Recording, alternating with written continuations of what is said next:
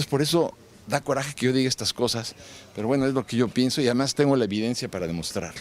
¿Y se pelean los historiadores contigo? Claro, sí, se enojan conmigo y me dicen que pues, los peores insultos. Creador de las novelas históricas más polémicas, el autor Francisco Martín Moreno presentó su nueva obra México esclavizado del sello editorial Planeta en el Museo Hacienda Sotuta de Peón en Mérida, Yucatán, construida en 1858 y abandonada en 1965. Ya no era rentable y para esto tenemos dos puntos muy importantes de los que tenemos que hablar.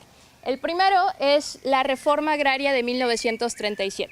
Durante la reforma agraria se le quitaba a cada una de las haciendas el 90% de su extensión total. Novela de ficción enmarcada en la historia y la esclavitud en la época de las haciendas enequeneras en Yucatán durante el Porfiriato, en donde 100,000 esclavos fueron víctimas de la crueldad de los capataces o mayogoles. Pero lo que necesitamos es separar toda la fibra corta, que es lo que se queda entre los picos, de la fibra que es más larga, más resistente, que es la que se va a quedar en sus manos. El enequén es una fibra vegetal obtenida del maguey luego de 7 años de haberla cultivado. Se procesa en diversas máquinas para producir pacas que aún se comercializan dentro de la región, aunque antes de la reforma agraria se obtenían ganancias millonarias de su venta.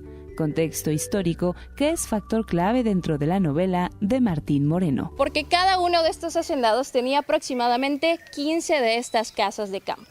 Así que esta, de 3,000 hectáreas, era una de las 14 casas que tenía la familia Peón y esta no era ni siquiera la más grande de ellas, era una de sus pequeñas casas.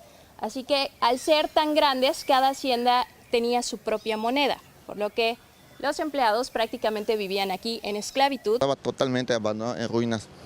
El dueño actual es el que puso su proyecto y se trazó y ya fue cuando ya empezó a hacer poco a poco levantar todo esto y que el Enequén otra vez vuelva a conocerse de nueva cuenta, porque de igual forma el Enequén ya Yucatán fue uno de los primeros y grandes exportadores a nivel mundial, pero pues a raíz de lo que es la industria del plástico y todo eso, entonces ya decayó y esto se fue perdiendo. México esclavizado cuenta la historia de amor entre Marion Scott y Olegario Montemayor, hijo de un hacendado que al volver a casa luego de una estadía en el extranjero va descubriendo el maltrato y las injusticias de las que eran víctimas los campesinos e indígenas.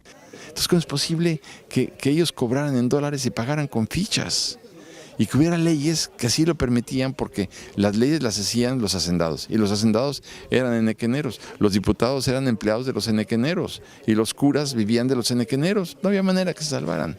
Entonces, por eso esto es un grito de protesta, mi libro es un grito de protesta. Recorrer el Museo Hacienda es sin duda un viaje al pasado, contexto para ubicar a los protagonistas de México esclavizado entre muros, las ostentosas habitaciones, las pencas de maguey que visten el campo de verde y las mulas tirando los vagones que parecieran transportarnos en el tiempo en escenarios que, a pesar de los años, parecen intactos. El día que yo le pierda el respeto a la historia, ese día el lector me va a perder el respeto a mí. Con imágenes de Ana Laura Cuevas, informó para Noticias RTQ Mariana Perusquía, Mendoza.